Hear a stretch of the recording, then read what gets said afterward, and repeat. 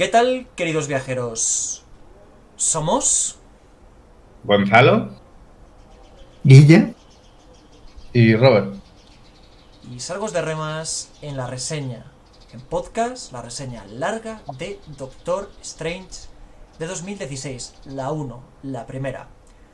Querido viajero, si acabas de llegar nuevo a este canal, pues que sepas que tengo ya una reseña cortita que te habré dejado en la descripción o en alguna de las pestañas, y esa reseña te va a servir un poco para hacerte una idea en general de la peli y saber si merece la pena. Este podcast está pensado para gente que ya se la ha visto y que quiere escucharse una reseña muy profunda y detallada. Porque además, Doctor Extraño tiene la particularidad que al ser mago, pues oye, se puede hablar mucho de magia, y este podcast le va a servir a los seguidores del otro canal que tengo de escritura, Sueño por una crónica. Así que si te gusta el cine, si te gustan los superhéroes, si te gusta Benedict Cumberbatch, si te gusta Doctor Extraño, y si te gusta pues los temas sobre escritura de fantasía, este querido amigo es tu podcast. Y sin más dilación, porque tampoco hay mucho que introducir de primeras con Doctor Strange, vamos a comenzar. Y os voy a preguntar, ya sin pelos en la lengua, ¿qué os parece la película, queridos amigos? Haced una reseña así breve, pero con la puerta abierta a los temas que queráis tocar, y que empiece el que más ganas tenga. Dejamos que empiece Robert, que vio la película por primera vez ayer. Eso Así es muy no lo había interesante, visto. tiene un take fresh, como has dicho tú, fuera de cámara. Take muy fresh. Take muy fresh, bro. A ver, bueno, pues tenía curiosidad ya que cuando la propusiste, porque si bien no siempre veo todas las películas que proponéis, había oído que esta era de las más sólidas, más interesantes de Marvel. ¿Qué me ha parecido? Está entretenida. Es una peli en general muy entretenida, se deja ver. La gran ventaja, el gran bonus, por decirlo de algún modo, de esta película son sus efectos especiales. Los efectos especiales son no solo muy buenos, son muy únicos. Tiene ideas muy originales y muy creativas en el modo de expresar los distintos efectos mágicos.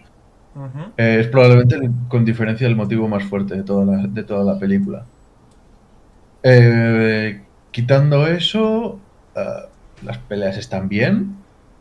Tiene sobre todo, hay ideas como muy originales, bastante frescas, respecto a cómo funcionan ciertas cosas, algunos objetos, etcétera. Y la visualización, como ya he dicho, está muy bien. Más allá de eso,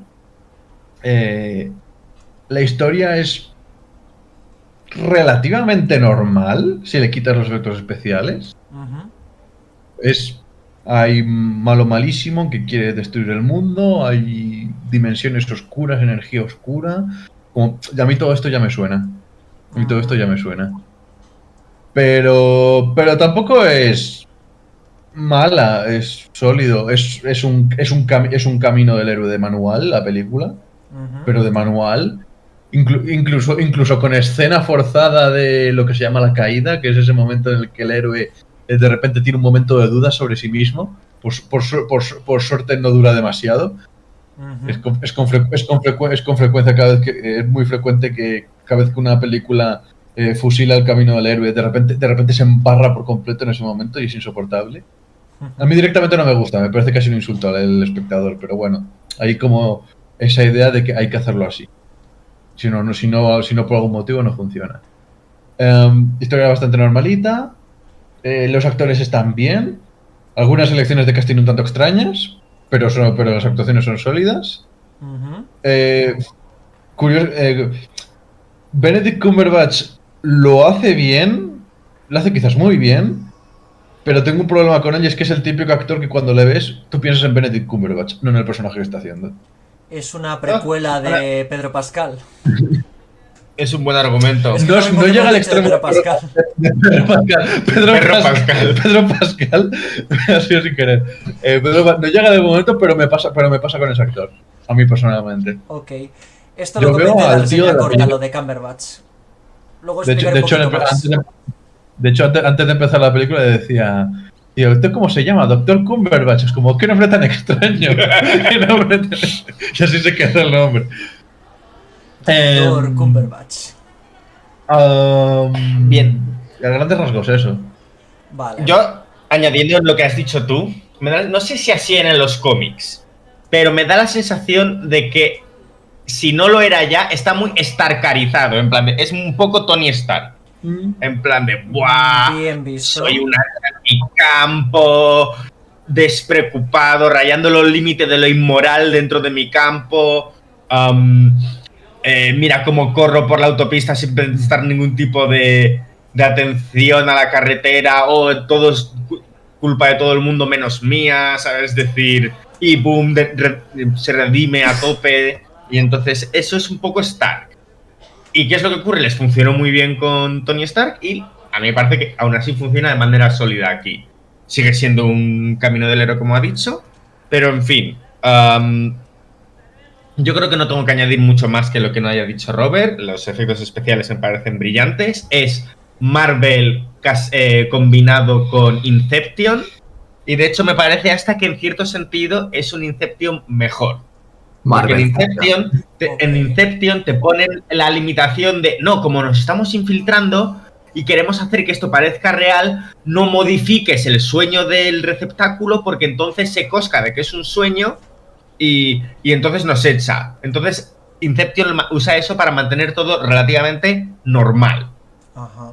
Pero aquí, como son peleas de magos, la dimensión espejo es como estar en el sueño de Inception, pero se permiten las locuras de modificar el campo de batalla de maneras fractales imposibles, súper chulas. Y cada vez a más, creciendo.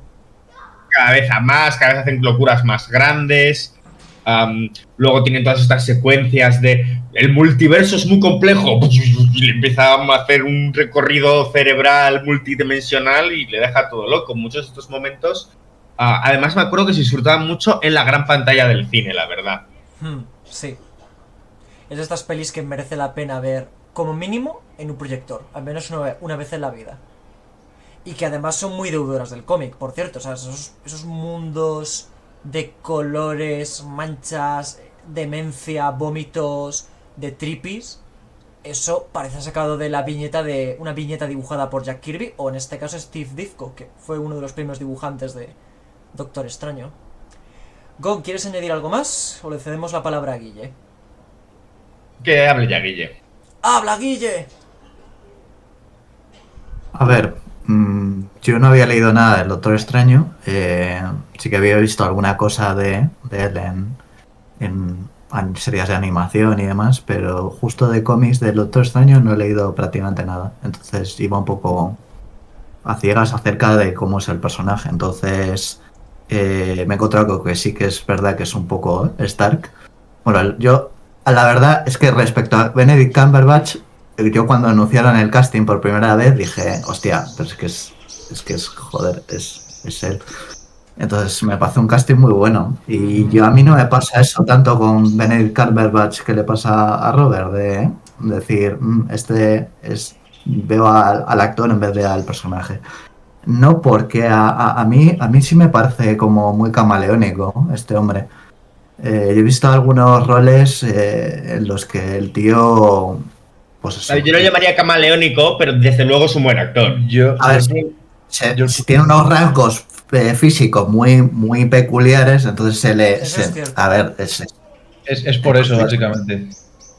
Pero sí que, o sea, yo creo que es tan buen actor que sí que se mete de lleno en los personajes que interpreta y ves más al personaje que al actor. Aunque aquí, efectivamente, el personaje es, como habéis dicho, es muy Tony Stark. A ver, antes que eso, primero de todo, la película en sí a mí me encanta. De hecho, es de las independientes, quiero decir, de las que no son los Vengadores y demás, y todas estas de grupales, yo creo que es de las que más me gustan, sinceramente. Y sobre todo, a mí, cuando vi los visuales, o sea, es que me flipó, pero de una manera dije, hostia, esto no es nada parecido a nada que haya visto yo de Marvel y de hecho me recordaba así un poco los efectos y demás, un poco Mitos de Lovecraft. películas. Bueno, Lovecraft es más el contexto, ¿no? Es el trasfondo, pero de efectos así me recordaba un poco a Dark City. No sé si vosotros la habéis visto. Yo sí que la he visto. Yo sí que la he visto. No. Hace mucho me acuerdo, no me acuerdo demasiado, me gustaría volver a verla. Tiene un punto, el rollo este de cómo se reconfiguran los edificios, las paredes y que a mí me flipan esos efectos. Cuando, bueno, en este caso cuando están como entrando en el universo espejo. Y si tiene ese punto entre Dark City e Inception y mola muchísimo, la verdad. Es una estética que le han dado, o sea, muy acorde. Pues también tiene un toque así muy psicodélico a veces, así como de tomarse un trip. Danny peli tiene Boyle, otra ventaja. antes de hacer 28 años después, les pasó un poquito de sus sustancias favoritas a los guionistas de esta peli. Correcto. Pero vamos, en general me gusta bastante. Es verdad que la historia es como bastante, pues bueno, la historia es como un poquito, es la fórmula, básicamente, Sencillo. lo de la Sí. fórmula de Marvel de, Bueno, y eso. esta peli tiene otra ventaja, que es muy, muy guay de ver y además puedes vértela de manera independiente. No has tenido que ver otras películas. Hablan de los Vengadores en un momento y eso es todo. Una mención. Punto fuerte, ¿eh? Eso es un punto fuerte. Sí, de que la puedes ver independiente, eso es un punto muy fuerte. Ujú. Yo voy a deciros Puede estar incluso que separada. Perdona, Sergio. puede estar incluso separada, sí. En ese sentido es muy Cuatro Fantásticos y no es su único punto en común. De todo lo que habéis dicho, coincido y voy a añadir el tema de que es muy estaresco o starkesco, o como queréis decirlo. Sí, ya Tony Stark lo había petado, era el personaje predilecto de la franquicia y los personajes o eran un rollo Capitán América o eran un rollo Tony Stark. Y ese toque demasiado ido de la pinza, demasiado irresponsable, lo han sacado de Stark. El rollo melómano incluso, ahí mientras están interviniendo al enfermo al principio de la peli, prácticamente es copiar la personalidad de Stark. Y es cierto que en el cómic era un tipo muy prepotente, pero ya no prepotente rollo Tony Stark, sino prepotente desprecio hacia la vida humana. Yo sí que me he leído cómics del Doctor Extraño, de los clásicos de la etapa Ditko Stan Lee. Y lo que le pasaba a este hombre es que llegaba a un punto de que si no le ofrecían, que hay una parte de eso adaptado a la peli, si no le ofrecían operaciones lo bastante difíciles, daba igual que fuese una niña con leucemia o un niño lisiado, creo que esto lo puedo decir en YouTube, el tipo no lo hacía. Si era muy sencillo, se negaba a operar a los pacientes. Justo antes de tener el accidente tiene una conversación por teléfono. Exacto, esa es la parte en la que adaptan esa faceta del personaje, pero es casi como cómico y no se detienen en ella. Y se hace referencia a la lesión que acaba de ocurrir en Civil War. Cierto. El primer caso que mencionas si lees entre líneas es War Machine. Exacto. Eso es carne de short.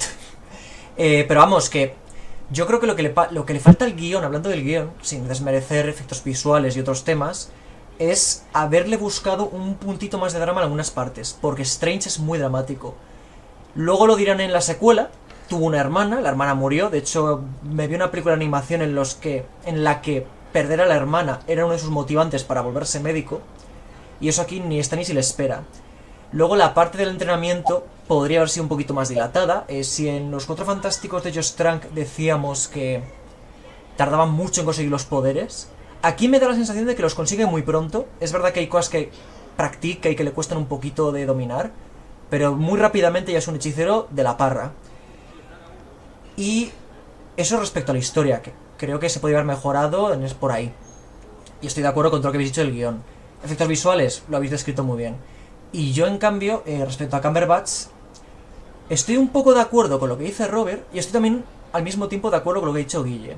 Creo que se distingue, creo que logra convertirse en un personaje distinto a Sherlock o a ahora no me sale el nombre, el de los ordenadores, el personaje que hizo en el juego de la imitación. Vamos, el creador de los ordenadores, que es que ahora no me salen. Alan Turing. Turing. Turing, sí. Se separa de ese personaje, pero no se separa del rol de genio tipo súper inteligente cuyo intelecto le convierte en un tipo asocial. Como luego se redime... Sí, siempre hace de listillo, si lo piensas. Exacto. Ese es el problema. No es tanto que él no pueda cambiar de rol, porque ahora ha hecho una película como cómica que no tiene nada que ver, sino el problema es que el personaje que le dieron en este momento era el mismo que había hecho en Sherlock o en El juego de la imitación. Era eso, un genio completamente inepto en lo social. ¿Qué pasa? Que como luego se redime y luego le viene el lado sensible con Christine, pues y sí que aprende y sí que cambia, pues eso se soluciona hasta cierto punto. Pero sí que creo que el aura, el lenguaje corporal que le imprime, los chistes que tiene Strange, incluso los toques Stark logran que el personaje se convierta en algo distinto a lo que había interpretado. Y en definitiva, sí que me gusta Cumberbatch como Stephen Strange. Y la película tiene otro fuerte que no habéis mencionado, para mi gusto, y es la música. Michael Giacchino, que es el compositor de esta peli, de las de Spider-Man del UCM, de las de Cuatro Fantásticos, le hace una música tremenda. Le mete sitares, le mete clavecines, luego le mete coros épicos y el tema es increíble. El ta ta ta ta ta ta. Y para mí es un plus.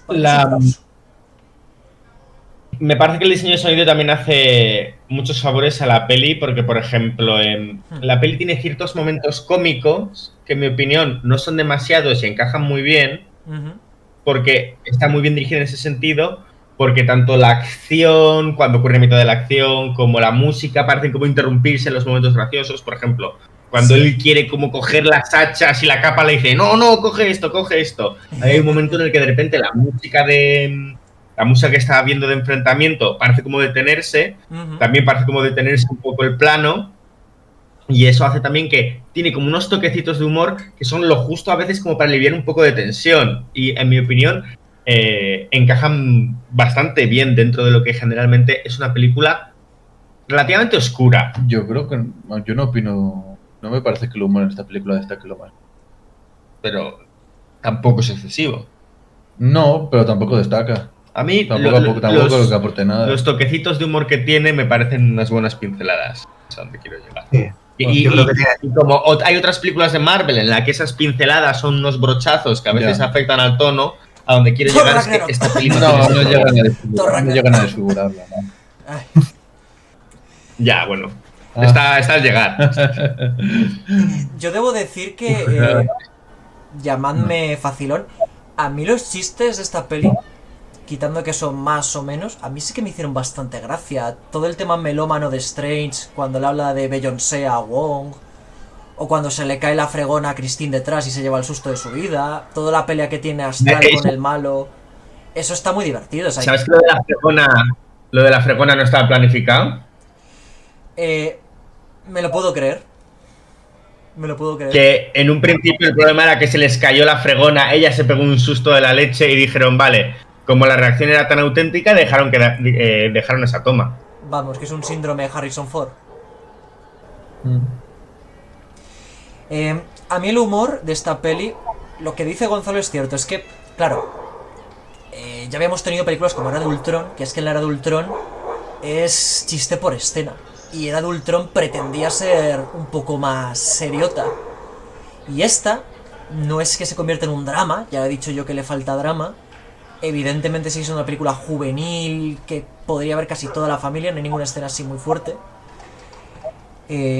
Pero sí que es verdad que el humor está más dosificado, es lo que ha dicho Gonzalo. Y a mí me parece que el humor es muy efectivo, muy propio de los personajes. Creo que la dinámica con Wong cuando le conoce es muy buena.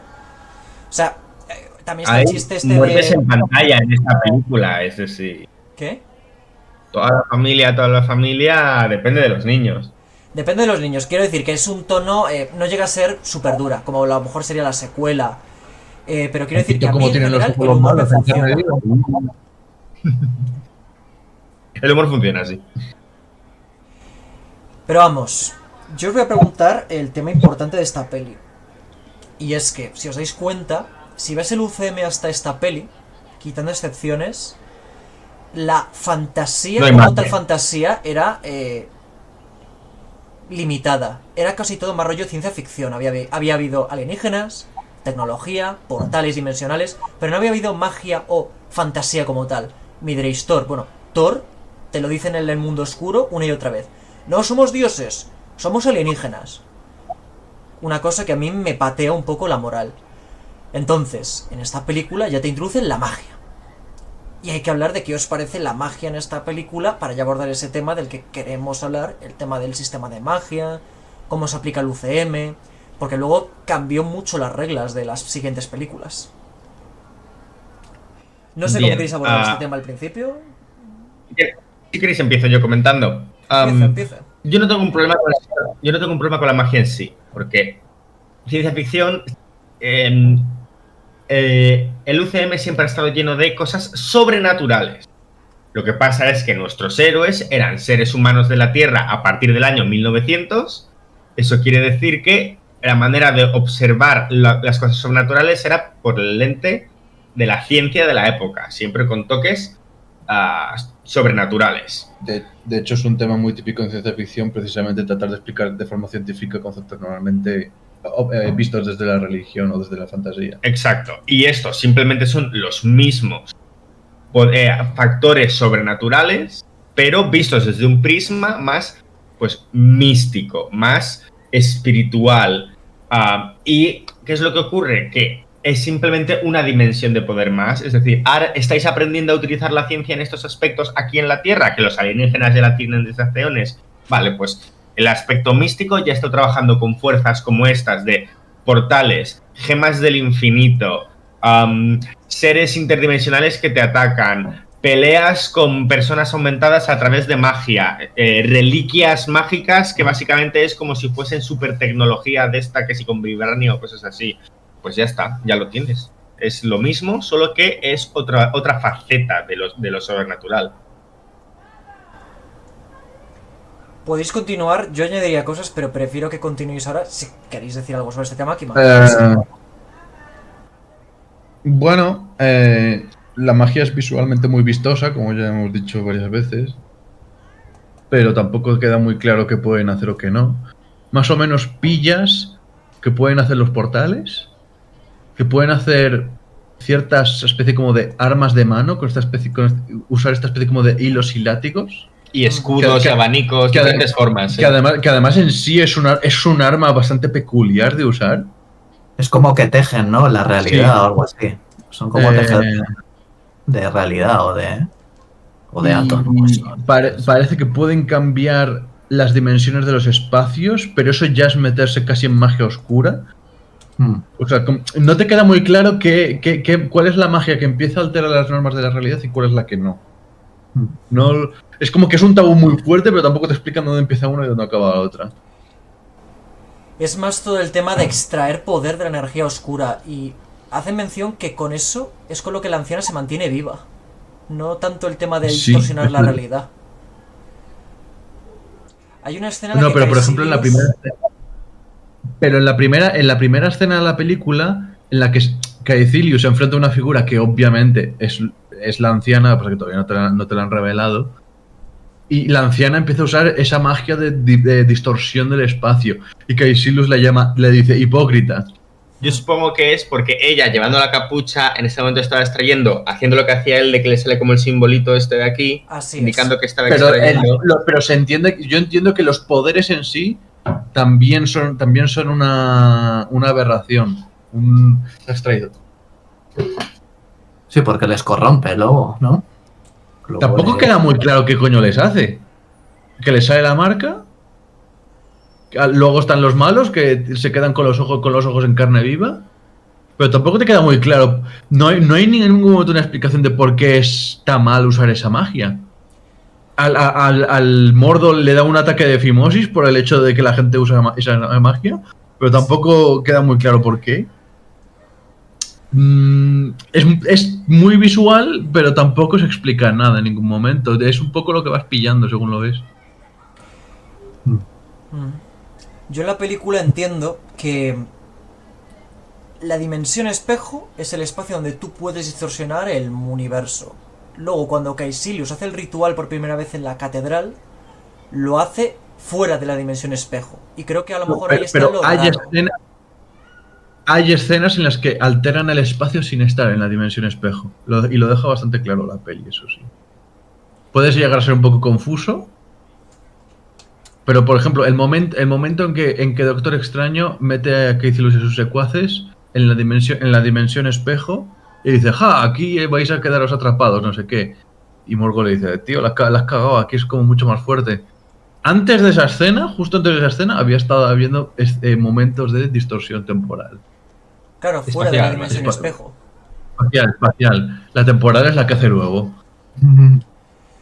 Yo sigo Temporada pensando es la que hace que al final. la cosa está en hacerlo fuera de la dimensión espejo, porque Caecilius puede hacerlo, puede distorsionar la realidad fuera de ella. Y luego está el tema que critica Mordo en repetidas ocasiones, el tema de la ley natural. Es casi como un rollo católico ortodoxo de, tío, hay unas reglas básicas, no se puede jugar con el tiempo, por ejemplo. Y una cosa que también dicen, Sí, pero aparte de tampoco la no distorsión... ninguna consecuencia. Claro, no ves ninguna consecuencia y ahí sí que hay un fallo a la hora de explicarte lo malo de usar energía de la dimensión oscura. Pero te da a entender que el mero hecho de hacer cosas antinaturales como esquivar la muerte es una violación de eso y es lo que le parece mal a Mordo. Y luego la anciana le acusa de inflexible a nivel mental. Que eso es otro agujero. Porque si realmente la anciana quería que Doctor Extraño enseñe a Mordo a ser un poco más flexible con las normas, sean cuales sean sus consecuencias, pues era tan fácil como explicárselo ella a Mordo desde el principio. Por ahí sí que veo un fallito. En cualquier caso, lo que pasa y lo que estamos señalando todos, en efecto, si te pones a pensar en qué está bien, qué está mal, qué pueden hacer, qué no pueden hacer, sin que haya consecuencias, sí que es confuso y ahí sí que hay una debilidad en la película. Y a lo mejor ahí perdieron la oportunidad de hacer una magia más única. ¿Os lleguéis a sentir decepcionados con ese aspecto? ¿O os complace el nivel No. de magia? No, porque tú puedes simplemente apagar un poco el cerebro y disfrutar de lo que estás viendo. Es relativamente ignorable. Sobre todo estaría... el único sí fallo es un poco más grave es que no te dejen claro cuáles son las consecuencias negativas. Vale. Pues En yo- ese sentido, para expandir en lo que vendría a ser el personaje de Doctor Strange y esta historia, sorprendentemente es de lo que mejor puedes hacer es ver los mejores episodios de What If, que es el episodio de What If que trata sobre Doctor Extraño, que es muy bueno. Porque son todo realidades alternativas de este personaje y está muy chulo. Lo que pasa es que a fin de cuentas es otro producto. Pero sí que hay un tema muy Es otro relacionado producto. con esto que estamos diciendo. Sí, las consecuencias de usar magia oscura y de usar magia temporal y esas cosas, que el episodio lo lleva muy bien. Pero mi pregunta es, habiendo tocado el tema mágico... Bueno, adelante, Robert. Iba a decir que...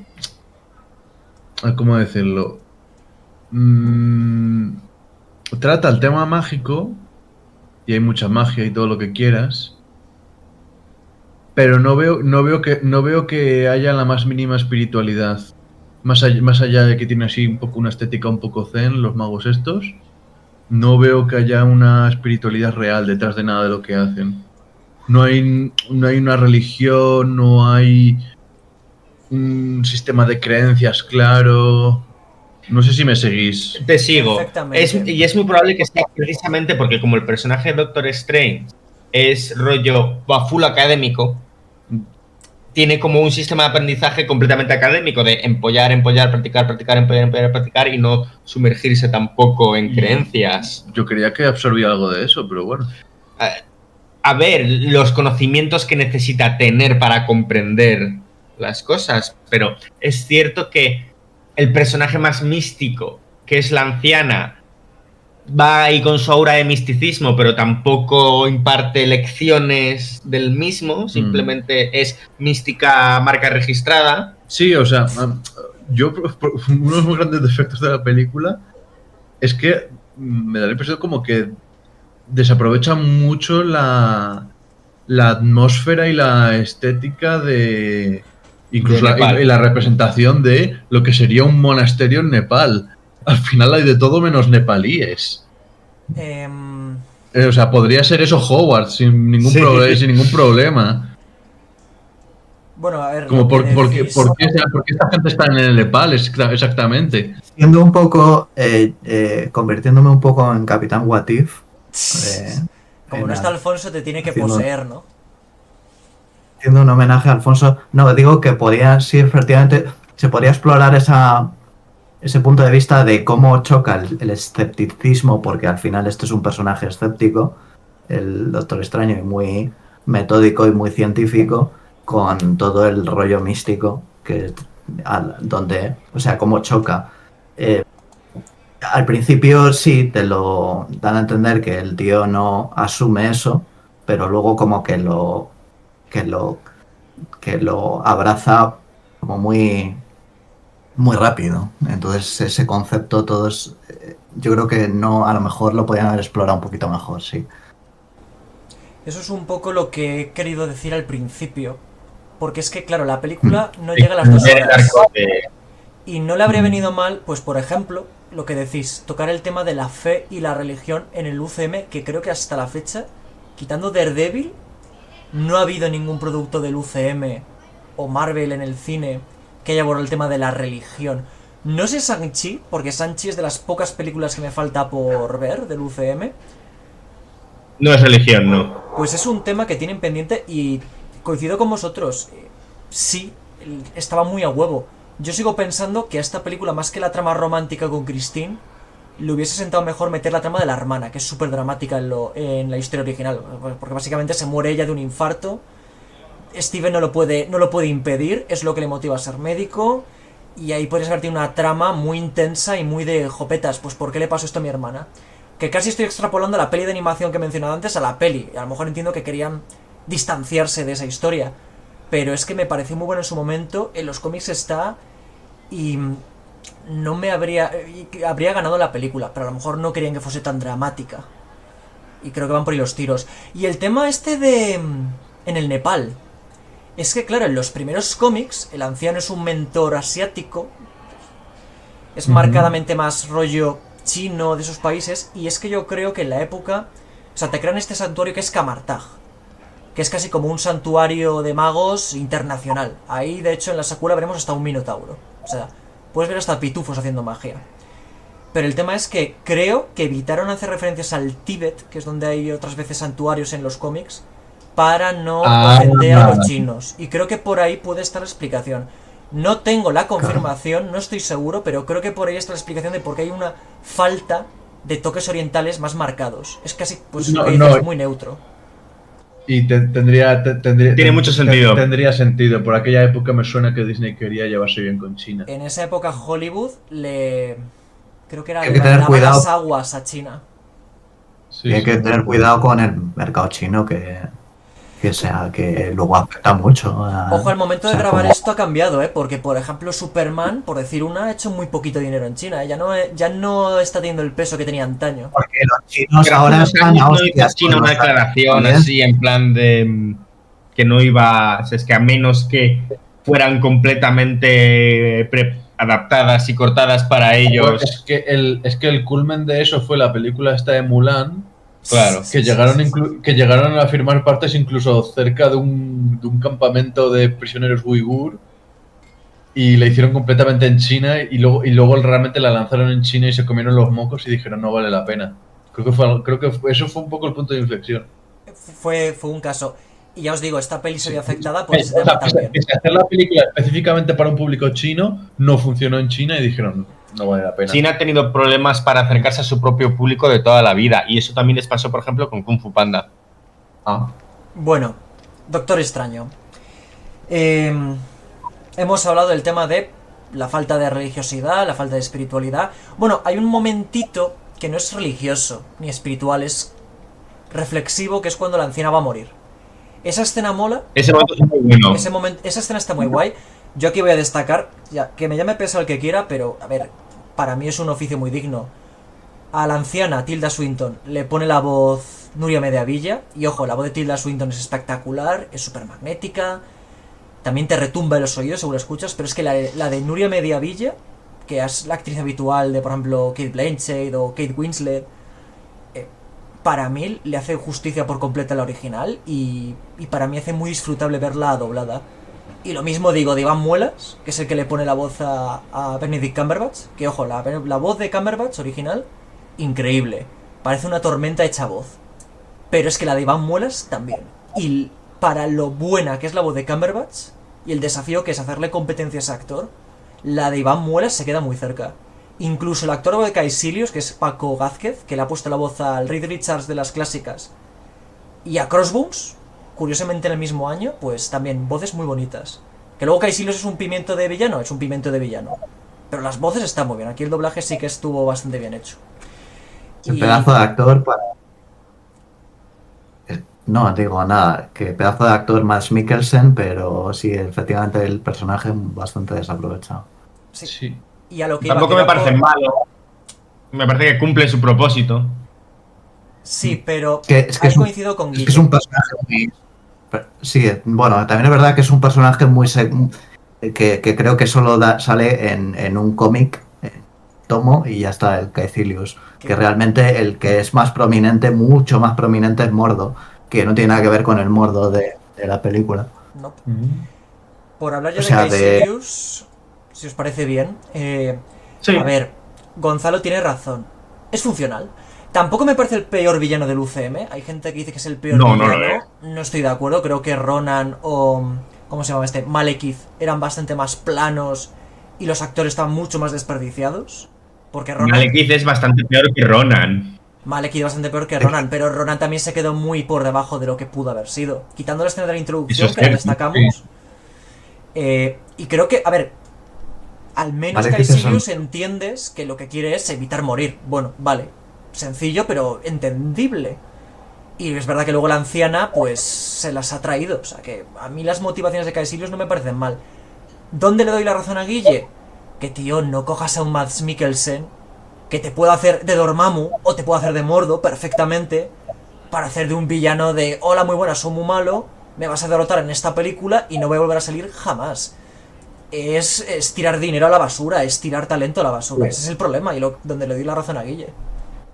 Claro, a mí me raya mucho que no mencionen nada, que no hagan más énfasis respecto al tema de que el Mike Mikkelsen no quiere morir. Pues se supone que en un principio esta gente tendría influencias budistas, por lo que da a entender, al menos a nivel estético. Entonces se supone que es el miedo a la muerte y la búsqueda de la inmortalidad en el budismo se considera como una de las principales corrupciones materiales que pueden existir. Porque el budismo y el hinduismo lo que dicen es que la reencarnación es una realidad, pero es una mierda. Es un ciclo que te mantiene atrapado en el mundo material. Entonces tú tienes que intentar huir de eso. El buscar la inmortalidad es como redundar aún más en esa cárcel. Entonces, me llama mucho la atención que no le dan más profundidad a eso. Si te das cuenta, es la misma problemática de haber perdido la oportunidad de tocar el tema de la religión en esta peli. Sí que es verdad que dentro del propio universo de la historia te dicen que Caecilius lo perdió todo, así que vamos a entender que debió tener hija o hijos o esposa, se le murieron y le ha cogido animadversión a la muerte y a la fragilidad humana a raíz de ello. Y luego ten en cuenta que sí que te hacen hincapié que Camartag recoja todo tipo de alumnos. O sea, Strange es americano, Mordo le interpreta a Chiwetel de Leaderfall, entonces puede ser africano, puede ser de los Estados Unidos también. Y Caecilius, claro, con los rasgos que tiene, puede ser europeo, puede ser también americano, y a lo mejor viene una cultura más materialista, más occidental, y no ha superado Bueno, ese también te apego. digo, se llama Caecilius. Pero se supone que tienen que aprender X código de valores y creencias para aprender magia. Y que para eso están en el templo. No sé. Al final No es está todo en la tan peli. puramente. No está en la peli, ¿no? Por ningún lado. De hecho, al final los hechizos es casi como... casi rollo físico, habla mucho de la voluntad, y tienes la escena del Everest donde le deja varado, pero también habla mucho de que es el tema de cómo gestualizas los hechizos y las armas, entonces... Al final, en algunas escenas casi parece más algo físico que psicológico o mental. Pero bueno. Bueno, también mencionan que tienes que aprenderte letanías y como sortilegios que tienes que estar o murmurando o pensando, ¿sabes? Y que como el otro tiene memoria fotográfica, se aprende los hechizos así de rápido. Hay un momento en el que. Bueno, creo que es la primera escena con ver los libros que se ha leído, se supone que son las lecturas iniciales, y te dice, ¿de verdad te has leído todo esto? Sí. Y empieza a nombrar el título de todos los libros. Solo me acuerdo de uno de ellos, pero estoy bastante seguro de que todos son libros reales de magia. O sea, yo el que reconocí es uno que es el de las llaves de Salomón, que es un libro de demonología que realmente existe. Sería un buen guiño, la verdad. Es de estas cosas que dices, oye, pero ya que vas a abordar una historia en la que se enfrentan entes oscuros y diabólicos, ¿por qué no meter esa clase de homenajes? O sea, estoy bastante seguro de que todas las referencias bibliográficas que hacen en esa escena creo que son reales. Y hay otra referencia bibliográfica porque me dijiste que cuando aparece el cameo de Stan Lee, está leyéndose un libro. Eso, si no lo ves en los subtítulos es prácticamente imposible darse cuenta. Pero cuando hace el cameo Stan Lee, de repente te pone abajo traducido el título del libro que está leyendo, que son Las puertas de la percepción. Ah. Y es un libro de principios, creo que es como, no recuerdo si es finales del siglo XIX, principios del siglo XX. Y es un tío que se dedicó sistemáticamente a ir probando distintas drogas en distintas cantidades y de manera científica ir anotando cuáles eran los efectos. Vale. Entonces me llamó la atención. Y es muy gracioso entender las implicaciones que tiene ese cameo con ese libro, con la película que estamos viendo. ¿Que Stan Lee era un juergas? Puede ser. Pues Era muy seguramente. juergas Stan Lee, Las cosas como son. Pero eso demuestra que, a ver, Marvel puede pecar de comercial a veces. Pero sí que hay momentitos en los que hace los deberes y se curran las cosas. Chicos, escenas, momentos que consideréis memorables de la película. De acción, de diálogo. Yo he mencionado la escena final de la anciana. Y se corta alguien que me avisa. Ese me parece uno de los grandes momentos. Luego, en general, casi todos los momentos en los que están peleando la dimensión espejo son geniales. ¿Sabes? Casi todos esos momentos son geniales.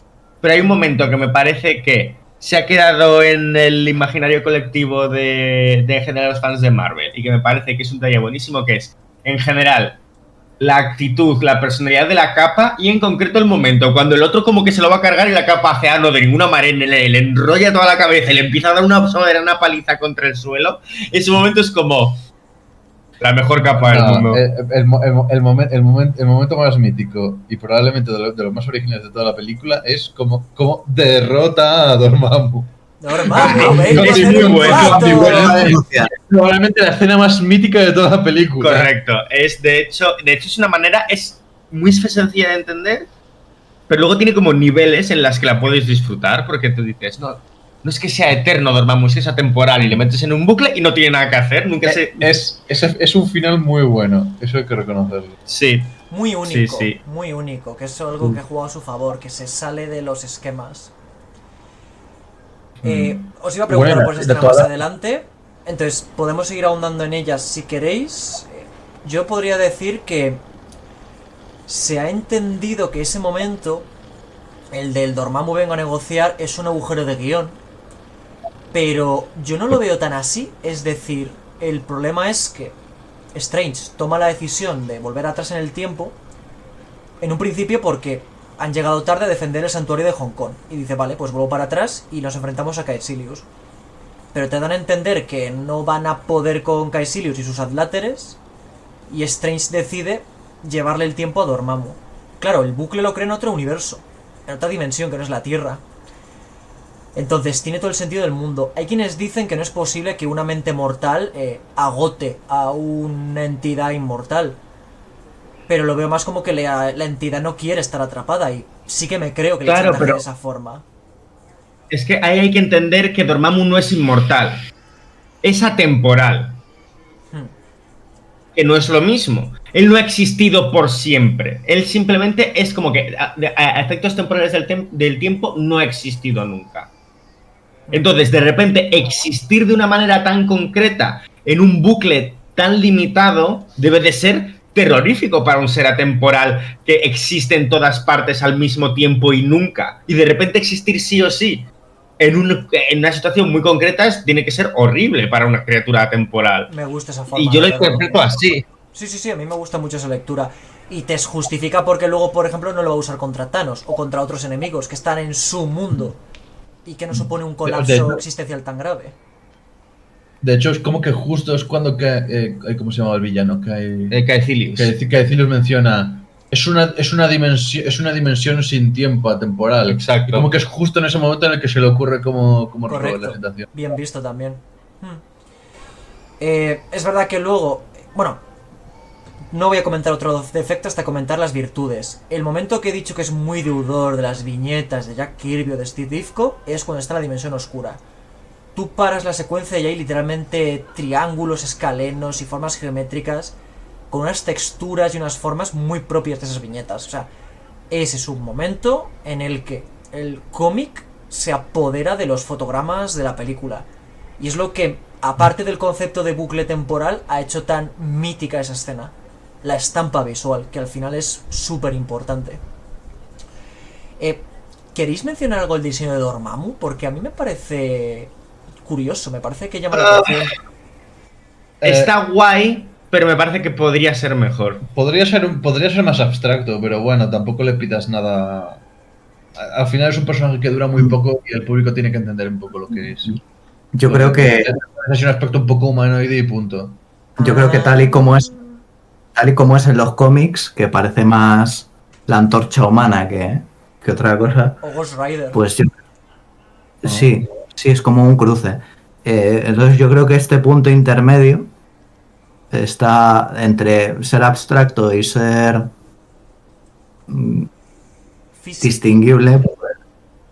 Sí, es como un ente chuliano, pero con aspecto ligeramente antropomórfico. Entonces yo creo que está bien. Está bien, vamos. O sea, no es algo a resaltar, pero... Es que el problema es que me parece que es el típico soy una cara malvada en el espacio, ¿sabes? Sí. Y como ya lo he visto otras veces, a mí no me impresiona tanto. A ver, el efecto ese que tiene como vibrante de... que va como vibrando y tal, me gusta, está bien, es un buen efecto, pero... ahí está. Es que Dormammu, que lo ha dicho Robert y por eso me ha hecho gracia, Dormammu en el cómic es un tío de tamaño normal, o sea, efectivamente está como en llamas, y el diseño original de Steve Ditko te recuerda a Antorcha Humana o luego al concepto de Ghost Rider, y yo entiendo que para presentarte esta amenaza definitiva que no puedes parar en una pelea a puños o una pelea de combate normal, te lo presenten como una entidad. Lo único que adaptan del diseño es el tema que has dicho tú, Gon. El tema de que como que el rostro tiene segmentos que están vibrando constantemente. Dormammu es como eso, pero envuelto en llamas. A mí no me hubiese importado que, igual que otros conceptos, hubiesen buscado algo más intermedio. Es como dije, lo que dije de Simo lo digo de Dormammu. Ve por ahí, hazle más grandioso, hazle más imponente, hazle más cósmico, pero busca algo que se apegue más al diseño original, algo más en llamas, algo más concreto. O podía ser mucho más cambiante. Podía haber matado. Me parece que podía haber matado también al Doctor Extraño de maneras más creativas, que no siempre como siendo empalado o obliterado por múltiples cosas espaciales, ¿sabes? Estoy de acuerdo. Que ojo, para lo brillante que la escena. Repetirse. Sí. Claro, antes que repetirte, coge una forma más física y cárgatelo con tus propias manos si eres tan eterno y tan. Te dan a entender que como que forma parte de... O sea, que es como parte de la dimensión. Entonces, Sí. que es como... que son como sus apéndices casi. Son extensiones de su cuerpo casi. Bueno, yo tengo que decir que rápidamente, cuando ha hecho como el segundo loop y tal, la voz que pone de ¿qué cojones está pasando? ¿Sabes? Es decir, me hace especial gracia, porque es como este villano tan... ¿O doblada? La vimos en original, sí. Ok, vale. Yo me la iba a ver en original, pero estaba acompañado por gente que luego no se la vio igualmente, pero que se la querían ver doblada, y bueno, pues por eso me la he vuelto a ver doblada. Si no me la habría visto en original, que nunca lo he hecho. Entera, al menos. Bien, estamos hablando mucho de... Bueno, ya hemos hablado de Dormammu y de él he venido a negociar. ¿Qué os parece la primera secuencia en la que la anciana le mete el tripi? El viaje psicodélico... Porque es la presentación de todo este concepto y la presentación del multiverso al UCM, en realidad. Está bien. Es una buena escena. Es una buena escena. Es una escena memorable. Yo creo que es de las más memorables, fíjate. Cuando la primera vez que le empuja con la mano. Porque sirve para decirte tanto al personaje como al espectador, sirve perfectamente para decir, mira, antes era una historia sobre un médico que ha tenido un accidente, ¿vale? Estaba siendo un episodio de Anatomía de Grey, ahora no estás viendo un episodio de Anatomía de Grey. ¿Sabes? Ahora estás viendo esto. Y eres como, vale. Teach me, teach me. Sí, me gusta cómo lo has hilado. Tiene momentillos que me recuerdan a 2001 con el tema de las estelas de colores. No es toda la secuencia, porque luego se pierden cosmos de...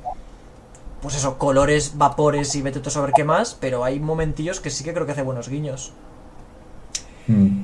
El tema de... Hay una película de Robin Williams, se llama algo así como Más allá de los sueños, que empieza como a especular sobre qué pasa después de la muerte, y tiene escenas muy de desarrollo. Me suena vagamente. Que la vi siendo súper pequeño, casi no me acuerdo, y siempre he tenido la curiosidad de volver a verla. Próximamente en Pelis con Amigos. Ciclo de Robin Williams. Oye, Es probablemente mi actor favorito. No me ha... Vale. Vamos a hablar de Barón Mordo. Si queréis ser más breve. Si nos extendemos más, nos extendemos más. Es que, ojo, es un tema con el cómic, ¿eh? A ver, Mordo en la película... A ver, es un personaje que se tira toda la película yendo de formalito y un poco es un poco el que intenta hacer como de Pepito Grillo. Ay, no deberías hacer esto, no sé qué. Ay, qué mal esto, lo otro. Se tira así todo el rato, es como el más formalito de todos. Al final es interesante la vuelta de tuerca que da en plan es como casi acaba convirtiéndose casi como en el polo opuesto del Caecilius. El Caecilius es como, no, hay que chutarse, hay que meterse el máximo poder posible y mazo de magia oscura y ir a tope. Esto es como todo lo contrario, no, hay que ser más fundamentalistas, como hay que ir solo a la magia básica. Habría que ser mucho más restrictivo. Pues, es interesante ese cambio, pero el personaje en general a lo largo de la película es un poco aburrido. Y de hecho a mí me rayó, incluso me sacó un poco fuera de la película. ¿Por qué cojones elegí para invitarla al templo? Porque le ve por ahí por la calle y es como... Sí, le ve por ahí, le escucha preguntando por Camartag y dice, ¿está buscando Camartag? Claro. Y luego me hizo gracia en la escena final post-crédito, en la que se le ve como... Claro, es como... ¿Cómo hacemos entender que se ha vuelto malo? Pues pasas de tener así esa manera de expresarse así como más formalito, a de repente empieza a hablar de manera siniestra. Cuando casi habría quedado más chulo que hubiese mantenido el tono de seriedad que tenía.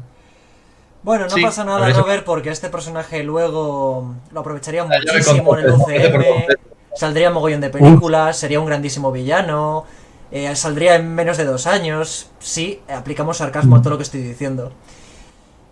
No, la idea del villano es muy buena, la idea del villano está muy chula. Claro, eso es lo que hace más frustrante que luego no apareciese más, porque el que aparece luego en la secuela es una versión alternativa y es como, me cachis en la mar. Maldición. Curioso ese giro que porque es que, como ya he dicho antes, no tiene nada que ver con el del cómic. El del cómic es mucho más Caecilius realmente.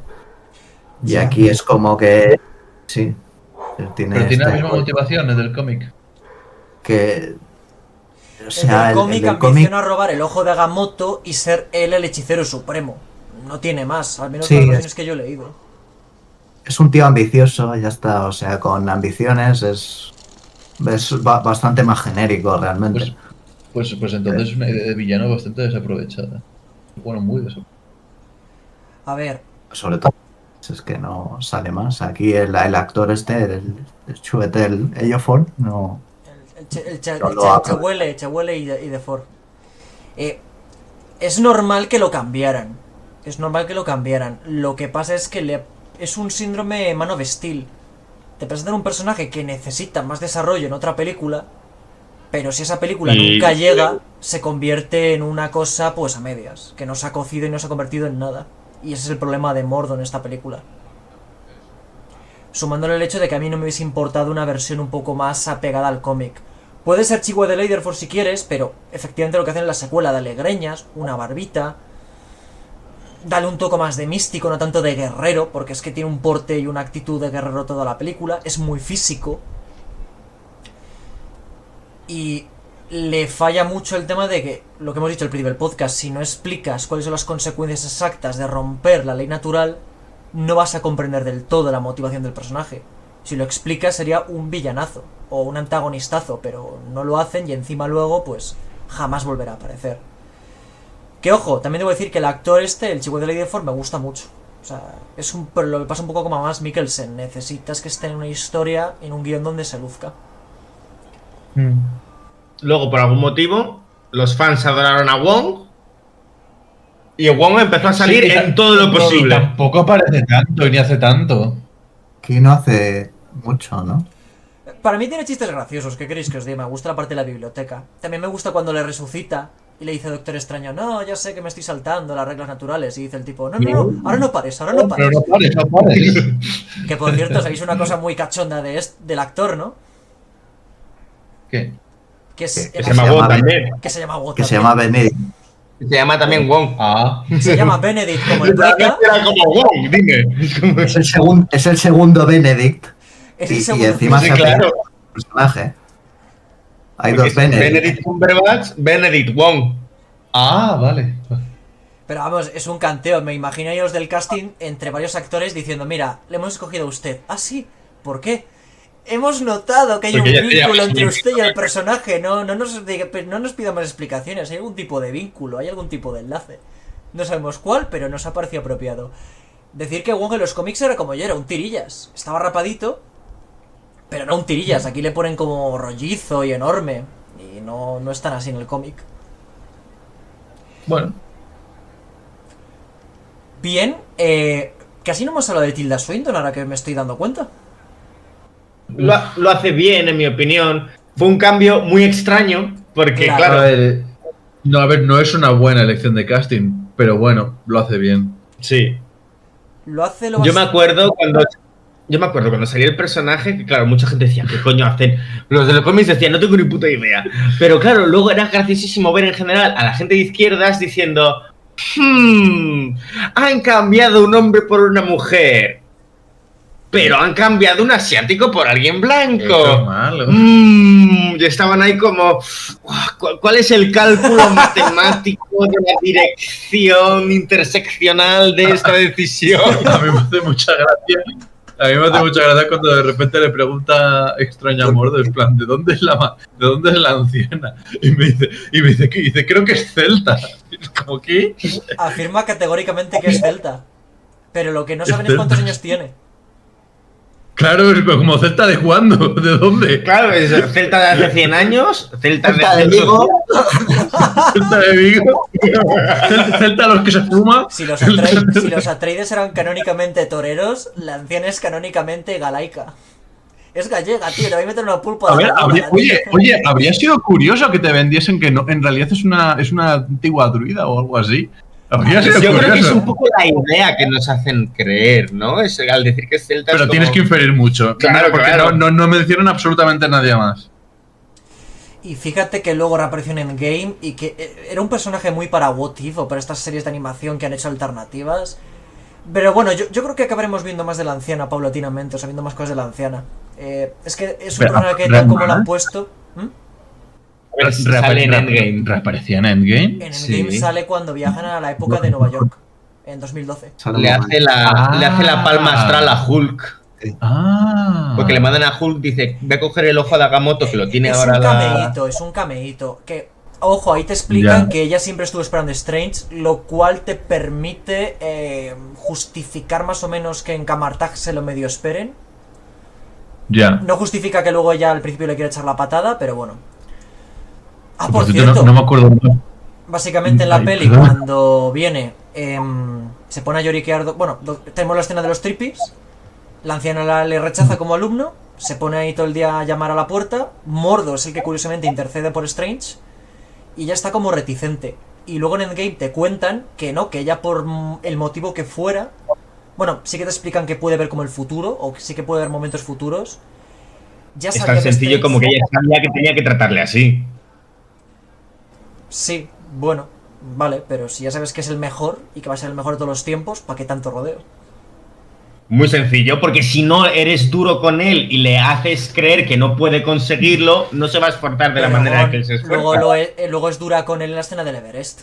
Por ejemplo, eso sí que lo entiendo. Ahí sí que está entrenando a fuego y espada, bueno, a hielo y frío para que haga el portal. Pues si me lo planteas así, sí, pero que le rechace de primeras, bueno, vale.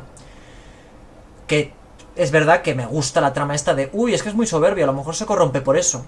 Ok, vale. Y me gusta mucho, ahora que lo estoy pensando, el momento en el que Caecilius, cuando está atrapado en la armadura esa prisión, le repite la misma frase que ha dicho el propio Strange de, no, no, somos motas en un universo indiferente. Ese diálogo está chulo porque es un momento en el que además el héroe se da cuenta de que, uff, pues a lo mejor mi ideología, mi forma de pensar no es tan acertada. Y aunque entiendo que a lo mejor, si a alguno le parece una trama interesante, por favor que me interrumpa y que se detenga, pero me parece un poco tierna la relación con Christine Palmer.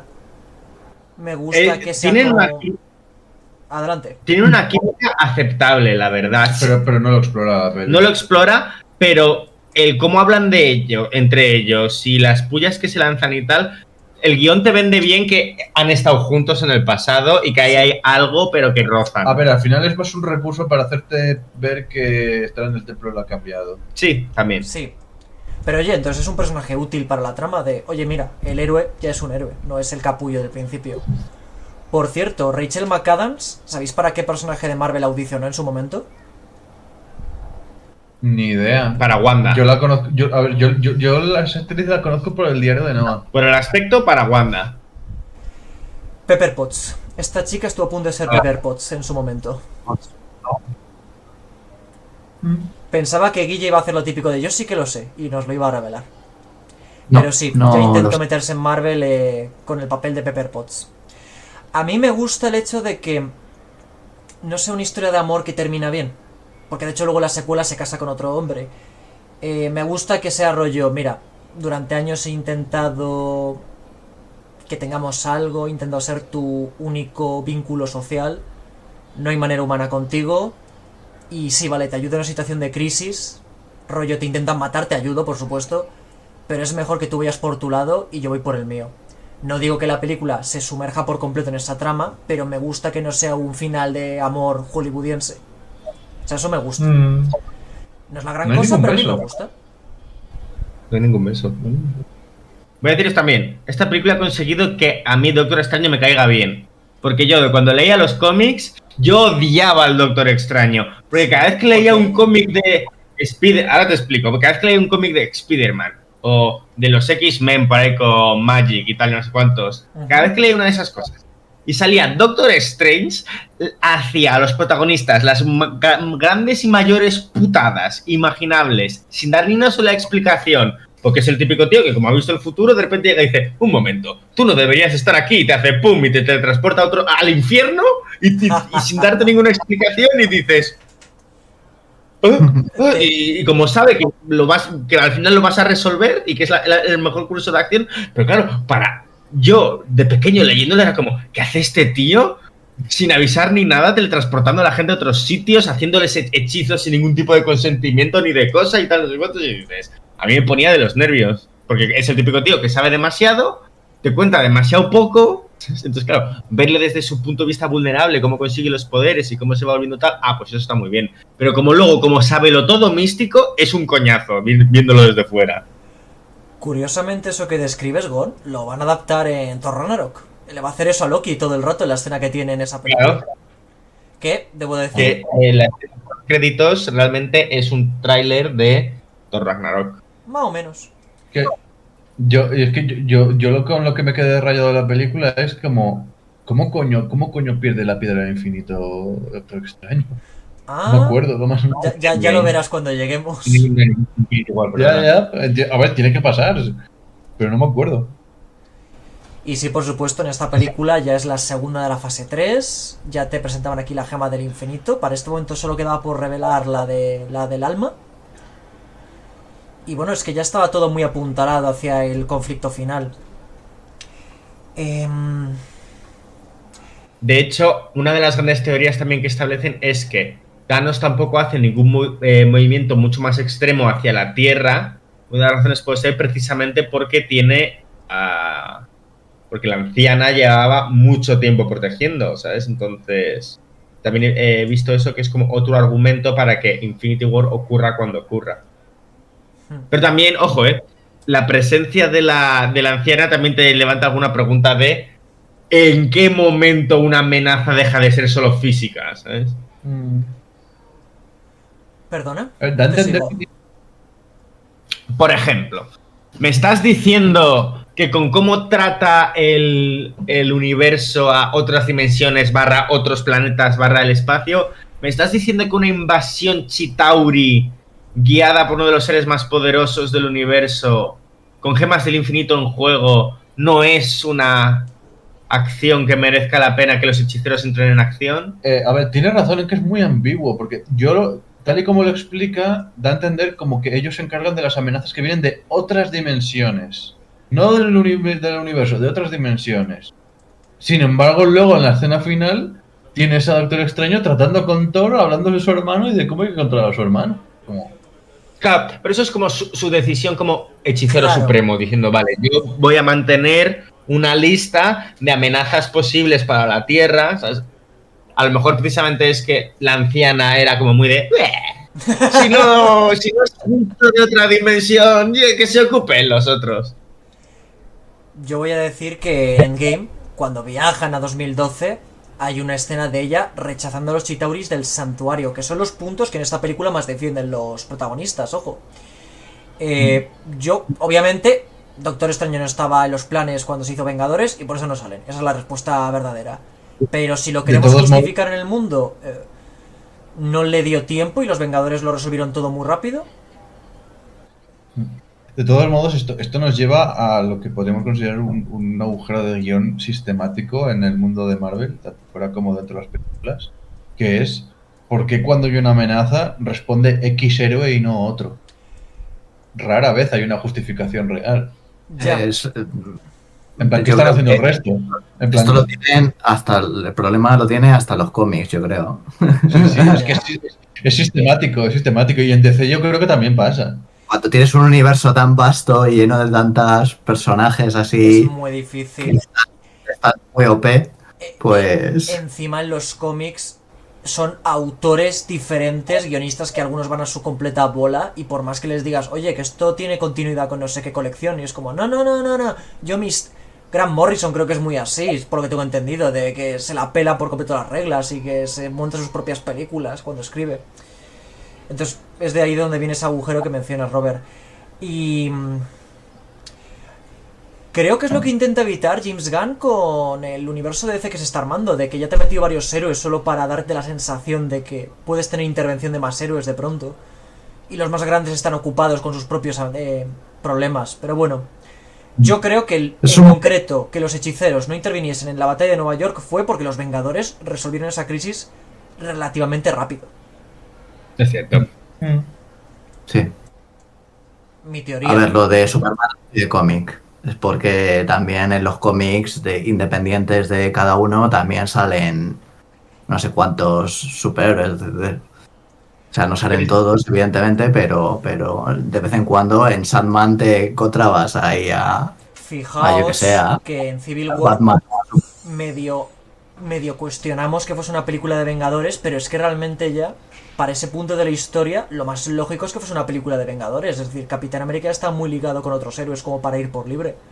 Entonces, en ese sentido, a partir de este punto también empezaron a solucionar eso. En Homecoming saldrá Iron Man, en Thor saldrá Hulk y saldrá Doctor Extraño. O sea que ya empezaban a darse cuenta de ese problema. Los Guardianes no tenían ese problema, ya llegaremos a ello. Y bueno, Sí, o sea, a veces hay amagos de resolverlo, pero como que nunca termina de desaparecer. ya el problema es el presupuesto y la cartera de los actores. Pero eso ya obviamente es la respuesta de nuestro mundo. Realmente ¿Procedemos a las notas? la película está muy tocada, podemos ir a por las notas. Yo elogio finalmente pues la música de Michael Giacchino, insisto, es que me parece buenísima. Falta hablar. ¿De qué Y falta no hablar? hemos mencionado que no hemos mencionado al director, que... Yo iba a mencionar no sé si ahora habéis Scott visto Derrickson, pero ¿qué vas a decir tú de él? Derrickson. No, que digo que si pregunto si habéis visto algo de Scott Derrickson, porque yo sí he visto dos cosas. Yo no estaba muy seguro, porque esas dos cosas que había dirigido él antes me tenían un poco así. Había dirigido el remake de El Ultimátum a la Tierra, que es una peli Uf, clásica de... Sí, en blanco y negro, de ciencia Ah, ficción, de los he años, visto. yo qué sé, 50 o 40. Bueno, no me acuerdo muy bien la fecha, pero tú hablas es de la de Keanu antigua. Reeves, ¿verdad? Es la de Keanu Reeves, sí, la remake, y que es un remake bastante... con ideas interesantes, pero bastante, en general, bastante mediocrilla. Y luego tiene Sinister, que es una peli de terror que mola, que ha generado ahí una franquicia y que se está bien, pero vamos, o sea, es que no tiene mucho que ver con lo que... con temas superhéroes, y Doctor entonces Extraño, Guille, es muy buen tenía personaje un poco... para ser dirigido por alguien que no esté especializado en superhéroes, también te digo. Es como Batman. Te lo Sí, puede sí, dirigir un sí, Matt sí. Reeves o un Christopher Nolan. Sí, pero ya más por nivel que por temática. Porque yo no sé, o sea, es como muy... Las dos películas estas es como un nivel un poco irregular, pero bueno. O sea, que no están mal, no son malas pelis las anteriores, pero que sí tienen sus cosillas y bueno, y a mí no me termina de convencer quizás la elección, pero la verdad es que el tío lo ha hecho muy bien con esta y me tengo que quitar el sombrero en ese aspecto. Debo decir que Y ya más está. allá de tener planos generales que te describen muy bien los efectos de la dimensión espejo o los otros universos, no me parece tampoco que sea un director soberbio. Creo que es correcto y que por lo menos tiene el logro de dirigir bien las secuencias de fantasía, pero más allá de eso no me ha llamado mucho la atención. Por no llamarme la atención, ni siquiera la fotografía de la peli me parece que esté... Vuelve a ser una fotografía muy degradada y muy oscura, que la salvan los colores que hay en los universos alternativos y el traje de Strange. Que por cierto, ya que lo he mencionado, yo creo que así se adapta bien un traje de un superhéroe. Es lo mismo, pero te lo han hecho más rollo túnica, bien cosida, bien segmentada los trozos de tela. La capa, hemos hablado de ella en cuanto a personaje, pero el diseño está muy bien, le reducen el tema del alzacuellos, o no sé cómo llamar esa pieza de la capa.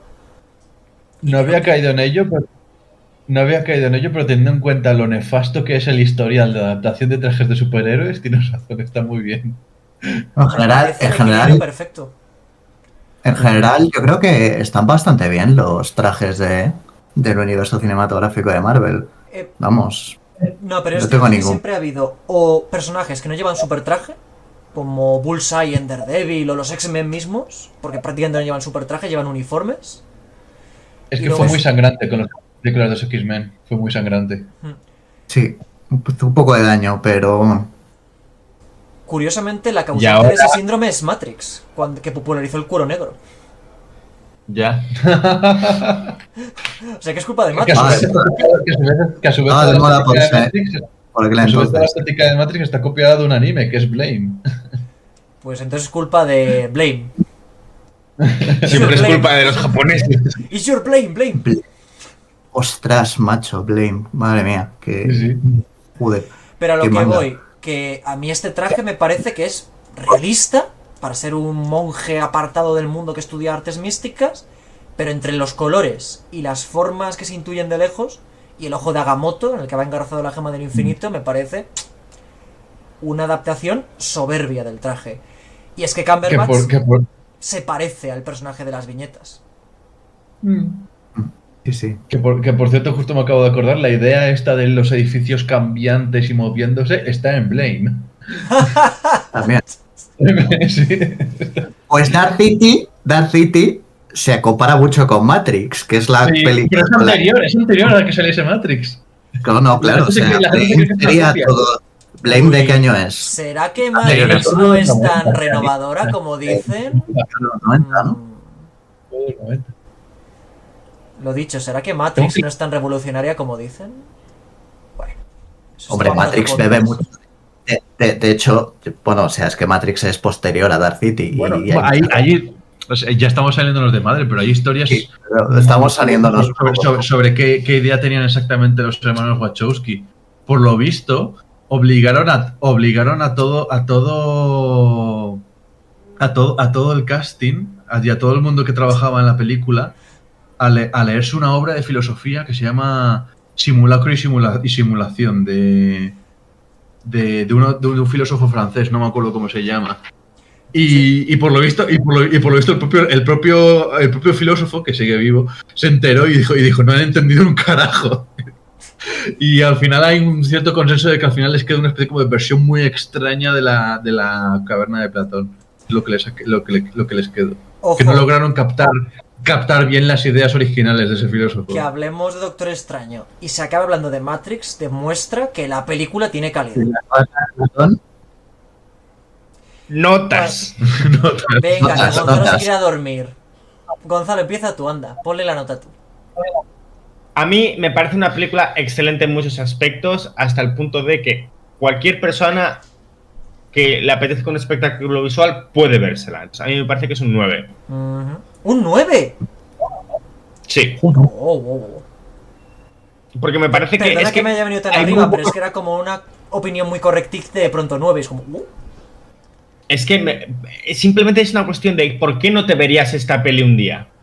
Si te apetece... ¿O te la Muy verías buen por segunda vez? argumento. Muy buen argumento. Yo es que sí que me la vería por segunda vez en el momento en el que quieres refrescar algunas de las secuencias tan buenas que tiene. ¿Sabes? Es decir, que una película ya se la puede recomendar a casi cualquier persona mínimo una vez. Y si no te gusta, pues no te la vuelvas a ver, ya ves tú. Bueno, sigamos con las notas. Puedes ¿qué decir más lo ahora? mismo, Robert. A ver, yo la gran duda que tengo con esta peli es Ujú. ¿hasta qué punto puedes solo a base de efectos especiales elevar una película? Esa es la paradoja Avatar. O sea, la gran duda es como ¿cuántos puntos sobre 10 puede solo los efectos especiales por ellos solos levantar una película? Es que fijarte también en... Por lo demás, la historia no es ninguna locura y no me parece ninguna maravilla. Es entretenida, está bien, es correcta, pero no me parece ni muchísimo menos sobresaliente la película. Ujú. Entonces la duda es realmente cuántos puntos extras o por encima de 5 o 6 podrías darle solo por los efectos especiales. Yo creo que Entonces- depende de si revolucionan o no la industria de los efectos visuales. Si revolucionan, yo creo que se Son muy merecen muchos únicos, puntos. son muy únicos. Pero ojo, no muy revolucionaron, únicos. Ojo, no fueron revolucionarios como a lo mejor fue el Mandalorian. Ya. De todos modos, yo soy un firme defensor de que lo que realmente determina si una película es buena es el guión. Y el guión es, como ya he dicho, muy normalito. Entonces, yo creo que esta peli se queda 7,5. 7,5. Y si me fuerzas mucho, a lo mejor un 8, pero lo rozaría. Vale. 7,5 me quedo. Guille, ve tú. Vale, yo siempre veo las pelis por su conjunto, no solo por guión, interpretación. Bueno, esto ya lo he dicho muchas veces, me repito más que el ajo, pero bueno, Tú piensa igualmente que la gente nueva llega, entonces puedes recordarlos Vale, las sí. veces que quieras. Y lo vuelvo a decir, yo siempre, para mí es todo el conjunto, yo cuento también el esfuerzo pues eso, de todas las personas que han participado de forma, pues ya sean en los efectos, en la música, en sonido, edición, por supuesto los actores, la dirección, y en general me parece todo muy sólido. Quizás el guión efectivamente es lo más... la historia, pues bueno, es como muy... Pues lo que ha dicho Robert del camino del héroe. Un poco revisado, pero igualmente es el camino del héroe totalmente.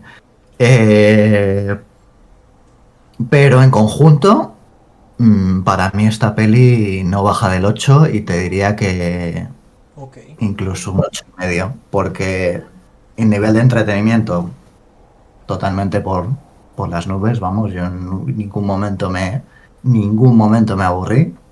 Ujú. La interpretación, pues ahí Benedict Cumberbatch es que es un actor que me encanta. O Sí. sea, es que me encanta Benedict Cumberbatch, es de mis actores favoritos. Y Ujú. bueno, y Mads Mikkelsen también, aunque está desaprovechado y eso me fastidia un poquito. Los demás también están bien. Y eso es, o sea, en conjunto, pues eso, yo no la bajo del 8 la bajo de hecho estoy entre el 8 8 y medio. Eh, yo estoy de acuerdo con Robert que el guión le quita puntos a esta peli. Ojo, voy a decir una cosa. Igual que Civil War, al vérmela después de años, le bajé un puntito, para mí. Esta película yo recuerdo que en su momento como que consideré que estaba un poco sobrevalorada, precisamente por la historia. Pero es cierto que al vérmela de nuevo, y como hace Guille, valorar efectos visuales y la música, ojo, que insisto, es que la música me parece buenísima. Yo ya sabía que Michael Giacchino era buen compositor, ya era uno de mis compositores favoritos que hay en Hollywood, pero es que al volver a escucharla implementada en la peli he dicho, ostras tú, como John Williams hace de escenas anecdóticas, escenas memorables, solo con los sonidos. Repito, el tema de meter el sitar, meter el clavecín, son cosas muy acertadas porque el sitar es como oriental, el clavecín es como occidental, pero los dos son como místicos y lejanos y es que le da una personalidad tremenda. Pero, teniendo en cuenta lo del guión, efectivamente yo a esta película le puedes poner un 8, o sea, ya la habrás visto varias veces. Pero para mí tampoco es sobresaliente. Hay cosas sobresalientes, la inventiva visual, las interpretaciones que para mí son bastante buenas, ojo. Otra cosa es que los personajes sean más flojitos. No llega a sobresaliente, pero tiene cosas sobresalientes, así que eso. Estoy más con Robert. Y en la valoración no numérica mía, pues ya la habrás visto. Es que, como dice Gonzalo también, haciendo un poquito unión de todas las valoraciones, es una película que le puedo recomendar a cualquiera porque una cosa buena que tiene de que le hayan quitado minutos y de que no sea tan profunda, ni tan complicada, ni tan filosófica es que la puede ver mucho más público que si por ejemplo le pones Matrix. Matrix es menos tolerante para mucha gente que no valora las películas densas o reflexivas.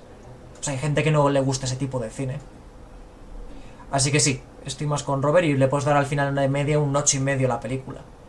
Ya la deberías haber visto, ya la habrás visto varias veces incluso, si eres fan de Marvel o de la magia o de la fantasía. Y es una película buena, desde luego. La pregunta es, ¿queréis tocar una última cosita? ¿Hay un último detalle? Hemos hablado de las escenas postcréditos, hemos hablado de las escenas más memorables. Me he acordado ya el nombre del filósofo que influencia a Matrix, es Baudrillard. Baudrillard. Creo que me hablaron de él en la Baudrillard. carrera. Bien, pues chicos, muchísimas gracias por participar, porque siempre agradezco a la audiencia, pero también os tengo que agradecer a vosotros por participar en el podcast. Hay cosas que yo no me sé y al estar vosotros, pues se mencionan y es muy interesante.